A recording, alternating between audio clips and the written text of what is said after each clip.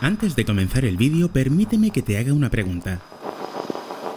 ¿Sabrías decir, así, rápidamente, qué son los sentimientos?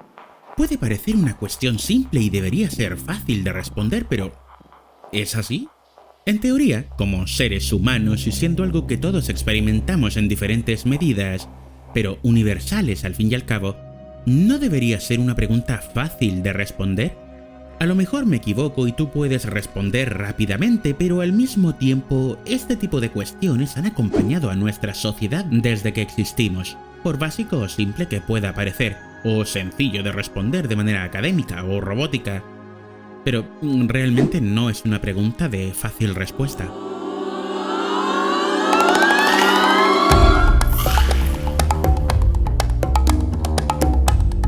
En el año 1966, el director francés Jean-Luc Godard, afianzado ya en la Nouvelle Vague, escribió y dirigió la película Alphaville, conocida en España como Lemmy contra Alphaville. Rodada en blanco y negro con claras reminiscencias del cine negro, la película plantea un interesante concepto. ¿Y si los sentimientos estuvieran prohibidos? A pesar de ser una película de ciencia ficción ambientada presumiblemente en el futuro, la película, estilizada y sobria, con un preciosismo visual impactante, no presenta elementos futuristas en un vistazo superficial, pero posee un trasfondo que trae ya muchos de los elementos de la ciencia ficción distópica a la que podemos estar acostumbrados. Alphaville es una ciudad anclada en el pasado, pero con una particularidad que la hace diferente. Sus habitantes no pueden sentir. Con un claro líder que posteriormente conoceremos como una supuesta inteligencia artificial, cosa que se puede notar ya en los primeros minutos de la película. ¿Quel est votre nom? Lo particularmente fascinante es el comportamiento de las personas. Los ciudadanos de Alphaville tienen comportamientos que a nuestro protagonista, Lemmy Constantine, de ahí el título en España, le llama la atención desde el principio. Los nota como distintos, diferentes, particulares. Y es que esa falta de sentimientos, o al menos mostrar sentimientos de manera pública, hace que los ciudadanos posean formas de comportarse que llaman la atención, como si las interacciones humanas no fueran realmente las que por instinto solemos sentir y demostrar. El control de la sociedad llega un poco más allá, al tener interesantes aspectos como el hecho de que existan palabras prohibidas dentro del lenguaje coloquial de los habitantes de Alphaville. Palabras como amor, llorar o planteamientos como por qué, además de otras, son conceptos controlados por el gobierno o los líderes y han sido eliminados del lenguaje. Ese control, precisamente del lenguaje, llega a niveles aún más intensos al llamar los ciudadanos Biblias a los diccionarios. Normativas de control social llevados a un control extremo. Si controlan nuestro lenguaje y formas de expresión, nos controlan a nosotros. Completamente al margen de la trama de la película, ese concepto fue algo que ya me llamó la atención cuando la vi siendo un adolescente. ¿Son los sentimientos lo que nos hace humanos o hay otros factores que nos hacen humanos y son más importantes para demostrar nuestra humanidad? Cuando los grandes males de la sociedad han sido movidos principalmente por los sentimientos, como el odio o el amor, es normal pensar que esos sentimientos son los que han dejado a la humanidad donde estamos, ¿no?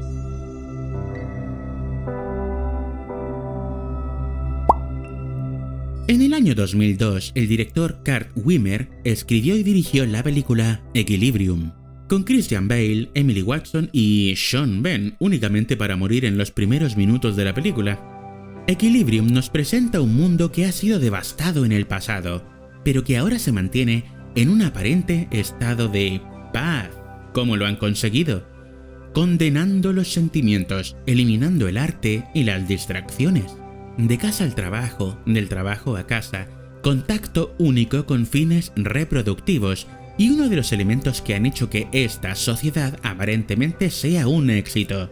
Medicamentos que inhiben los sentimientos desde nuestro sistema límbico. Aunque al margen de todo esto la película es una ensalada absoluta de balas y artes marciales en uno de los ejercicios más estilizados de Hollywood, en el Ganfu o Gankata, un estilo originario de Asia en la segunda mitad del siglo XX.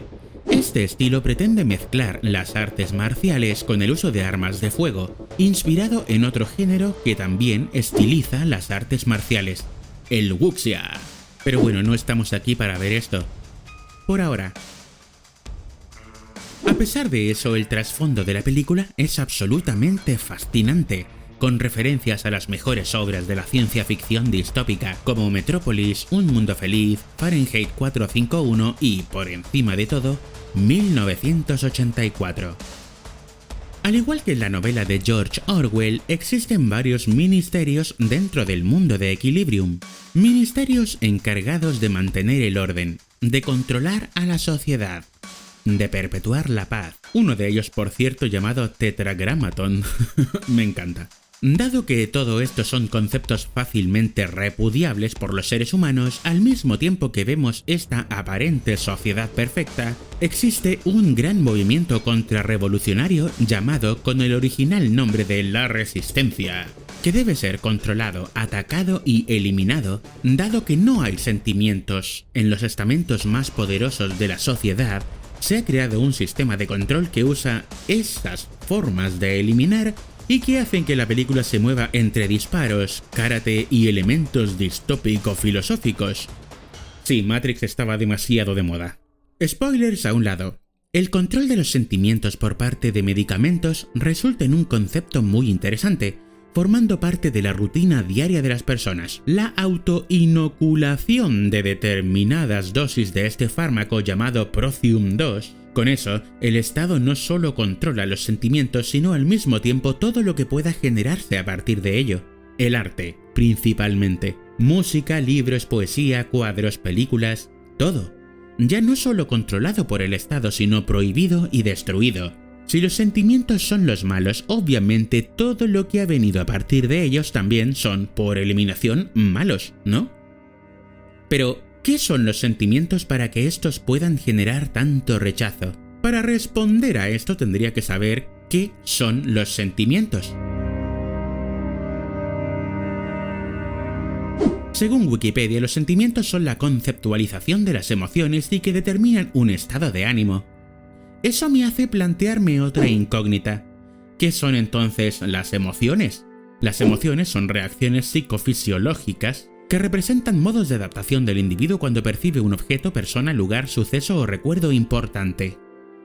Todo esto genera más incógnitas en mi cabeza que respuestas a las cuestiones. A lo que voy con esto es que como seres humanos todos tenemos en mayor o menor medida experiencia tanto con emociones como con sentimientos. Incluso algunos animales los tienen. Son comportamientos inherentes a nuestra condición evolutiva de seres vivos y que los entendemos de manera interna sin necesidad de cuestionarnos realmente lo que son. Porque si yo ahora mismo te hago la pregunta, ¿qué son los sentimientos? ¿Qué responderías? El interrogatorio podría incluso volverse más incómodo. ¿Qué es el amor? ¿Qué es el odio? Ambas respuestas no pueden responderse si no tenemos como base la pregunta que he planteado antes. ¿Qué son los sentimientos? A ver, la IA de Google se ha presentado voluntaria. ¿Qué son los sentimientos? Robótico. Pero en este punto creo, la mayor de las incógnitas que me estoy planteando sería más bien ¿qué hago preguntándole a la IA lo que son los sentimientos? A ver, espera. ¿Por qué soy tan imbécil? Condescendencia. Es una de las cosas que más odio de la IA, por cierto. Respuestas condescendientes. Si quisiera condescendencia, hablaría con mi madre.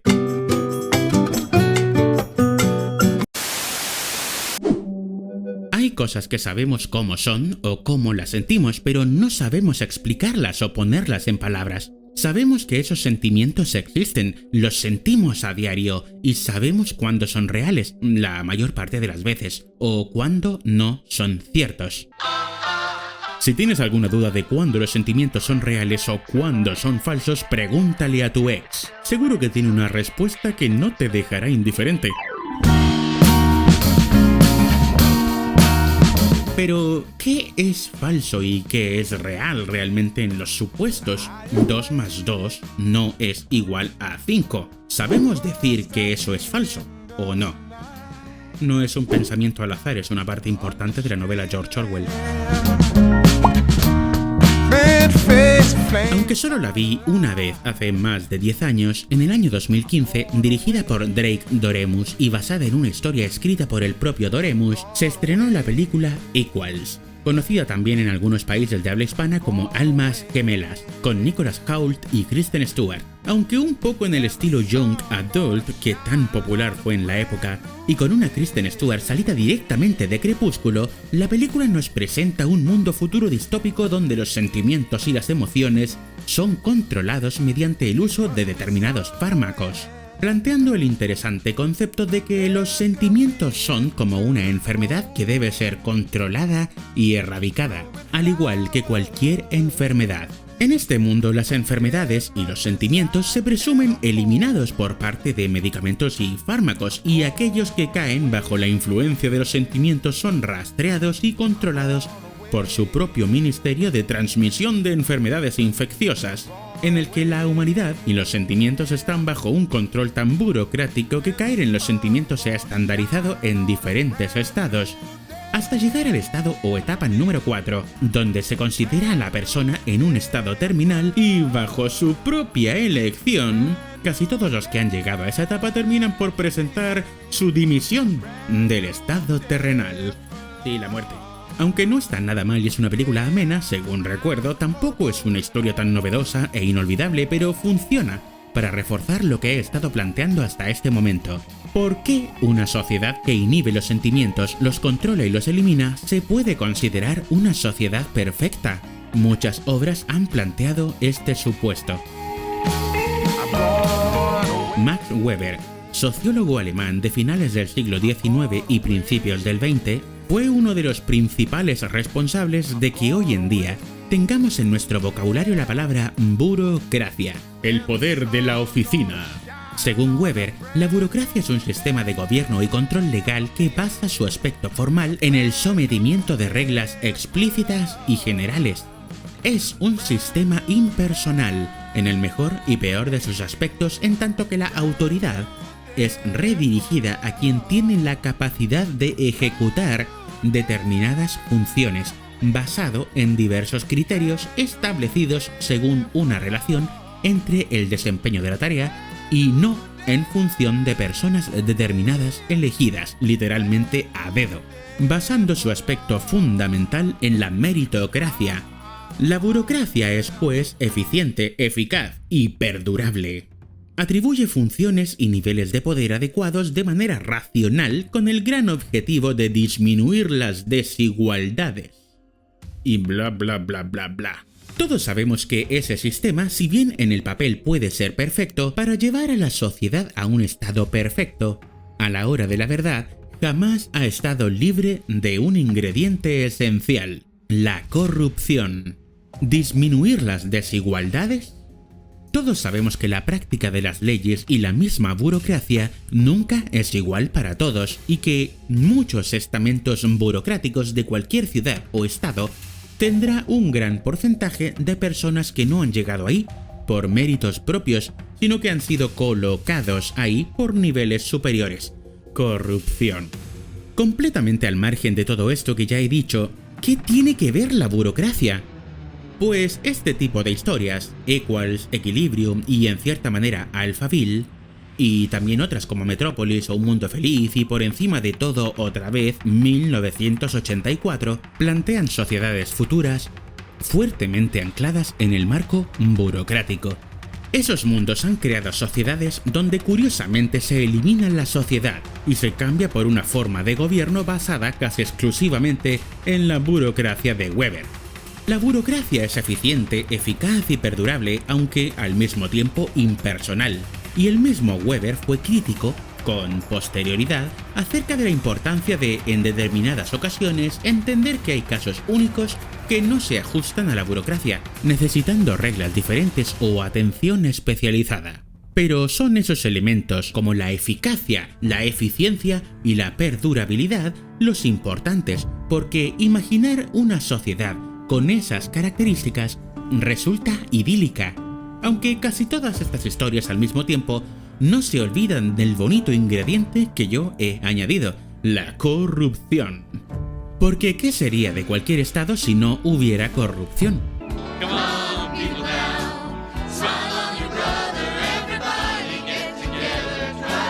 ¡Qué mundo tan aburrido!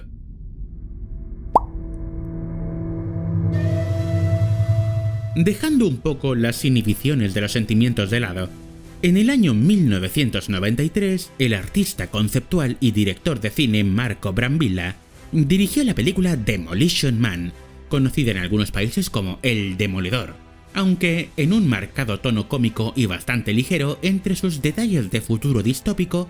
La película plantea una ligera variante.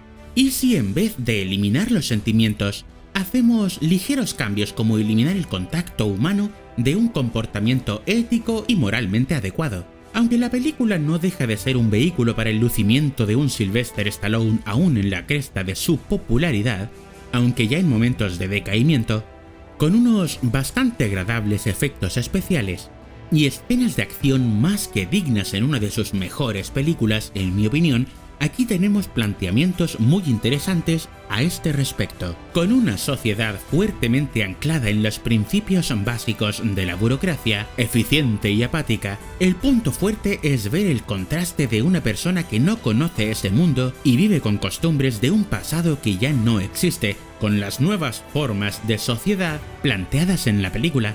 Sandra Bullock, antes de convertirse en la estrella que es a día de hoy, ejerce el papel, dentro de la película, de enseñar a Stallone cómo es la sociedad futurista de Demolition Man, donde el contacto humano, el simple contacto, los besos o relaciones más íntimas, no solo están prohibidos o mal vistos en el margen de un comportamiento moral aceptable, sino que han sido erradicados del comportamiento humano, aparentemente mediante ingeniería del comportamiento, convirtiendo a la sociedad en algo apático, carente de formas únicas de personalidad, aburrida.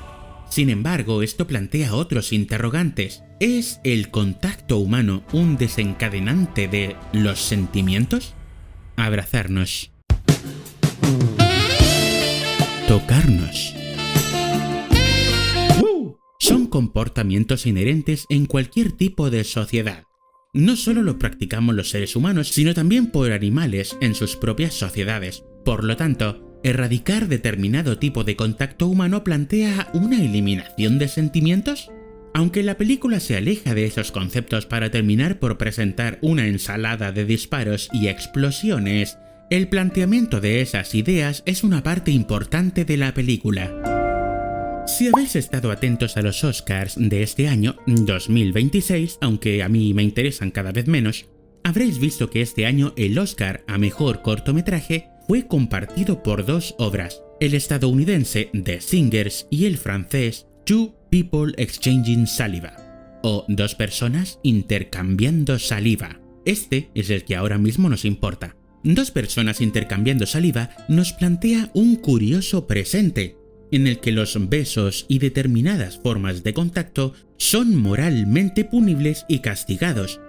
Rodado en blanco y negro y con claras influencias de películas como Lobster o Langosta y otras obras de Yorgos Lanthimos, el cortometraje, de poco más de media hora de duración, por cierto completamente disponible en YouTube, nos presenta un mundo apático donde solo inferir la palabra beso resulta en algo tan libertino que muchos se sonrojan. Esto lleva a que los besos están tan mal vistos en la sociedad que las prácticas habituales de aseo e higiene dental literalmente no existen y sean considerados ilegales. Controles del aliento, comer cebollas o la casi ausencia de perfumes se ven como algo natural, y en caso de que determinadas personas practiquen los besos en público o en otros lugares, estas serán eliminadas de la sociedad.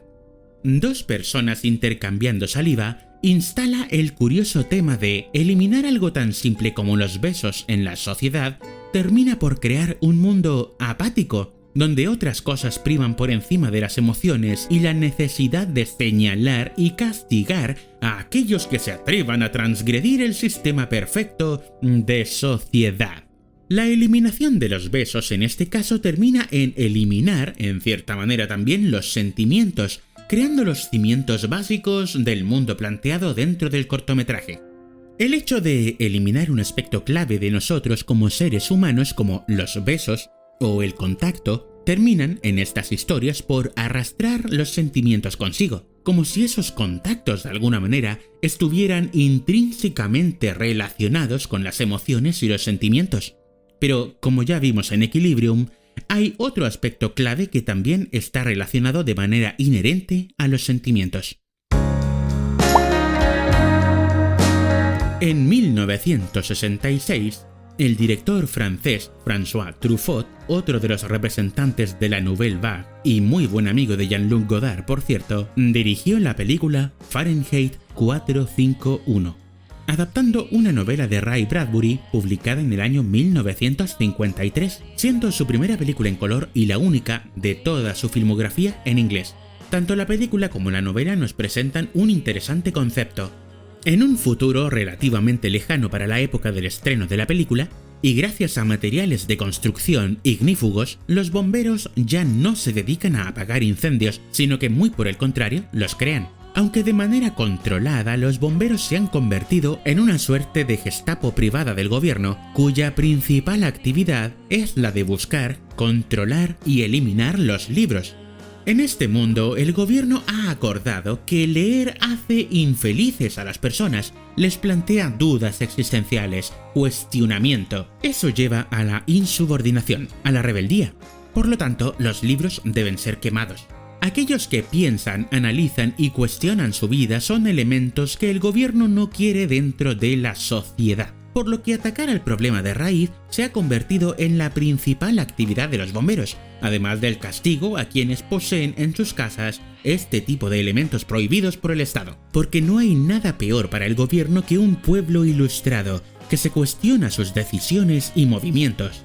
Gracias a esto vemos una sociedad tonta, estúpida, una sociedad que cae en la idiocia. Sin esos aspectos culturales básicos, la sociedad cae en la apatía, como si los sentimientos también estuvieran inherentemente relacionados con determinados tipos de arte y creación humana. Truffaut rueda la película con un ambiente social frío y apático, donde la desilustración es lo que mueve a la sociedad y apaga también las partes de nuestro cerebro que celebran los sentimientos. Aunque la inhibición de los mismos no es un tema central en la obra, es virtualmente intuido por el espectador al ver el comportamiento de la sociedad. Oscar Werner, actor protagonista de la obra, incluso nos muestra un personaje principal apático que mira la sociedad como un número, sin personalidad, sin aquello que a cada persona puede hacer único. Es eficaz, es eficiente, es impersonal. Es un burócrata. Aunque la película se desenvuelve muy bien en presentar un futuro distópico, al mismo tiempo Truffaut nos muestra cierto mundo idílico, con colores fuertes que muchas veces contrasta con el relato contado, generando un choque entre lo narrado y lo visual, que nos muestra la dualidad del mundo perfecto, con el frío contacto humano que la sociedad gubernamental ha terminado por crear en el mundo por un lado, y una colorida y superficial sociedad que cae en la estupidez.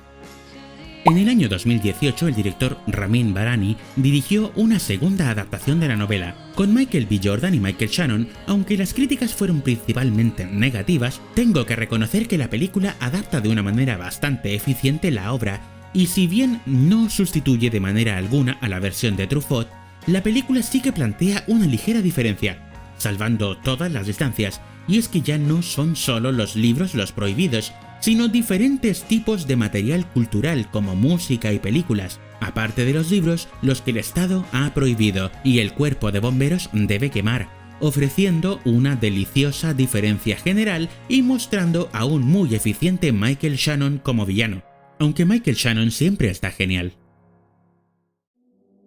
Debo aclarar en este momento que todas las historias que hemos visto hasta ahora tienen un elemento común que se suele repetir y que prácticamente he evadido contar de manera deliberada. En todas ellas encontramos a una resistencia, rebeldes que no suelen estar a favor de esos mundos y que creen que los sentimientos, la cultura, el contacto o lo que sea que el gobierno ha prohibido no debería ser el status quo imperante, y los protagonistas de estas historias terminan formando parte de las resistencias en la mayoría de los casos, con evidentes diferencias entre ellos, por supuesto. El enemigo soy yo, porque aún sé pensar, me gusta leer. Me gusta la libertad de expresión y la libertad de elección. Me gusta sentarme en una tasca grasienta y plantearme qué hago. ¿Me tomo el filetón o el especial de chuletas a la barbacoa con ración de patatas fritas? Quiero un alto colesterol. Evidencia esto que este tipo de sociedades burocráticas y futuros distópicos no deberían ocurrir por su más que evidente error al tratar de controlar los sentimientos de manera impersonal. Son los sentimientos tan importantes que dejarlos de lado crearán situaciones distópicas condenadas al fracaso. Al final, volvemos a lo mismo. ¿Están los sentimientos anclados a nuestra forma de expresión y a nosotros como sociedad? Sí, obviamente, pero aún no he respondido a la pregunta. ¿Qué son los sentimientos? Bueno, lamentablemente no estoy aquí para responder a las incógnitas, sino para plantear cuestiones y ver sus efectos en la ficción. La única conclusión a la que puedo llegar es que erradicar los sentimientos, el arte o el contacto, como los besos de nuestra sociedad, nos pervierte aún más que mantenerlos con nosotros. Sí, claro, hay que mantener límites, pero los límites también deben tener un control porque ¿quién vigila a los vigilantes? O peor aún, ¿qué hace que sea el gobierno quien decida los límites de la moral o la ética? En un mundo perfecto, donde la corrupción no existe de ninguna manera, podríamos plantear en serio el control de la sociedad por parte de los estamentos gubernamentales, pero lamentablemente no vivimos en un mundo perfecto. Este tema me ha resultado fascinante y aún tengo muchas películas más de las que hablar, pero bien creo que este vídeo se merece una segunda parte en el futuro, así que no será la última vez que hablemos de sentimientos y cómo podemos inhibirlos para ser una sociedad aún más productiva. Recordad que os quiero, muñecos y muñecas. Saludos.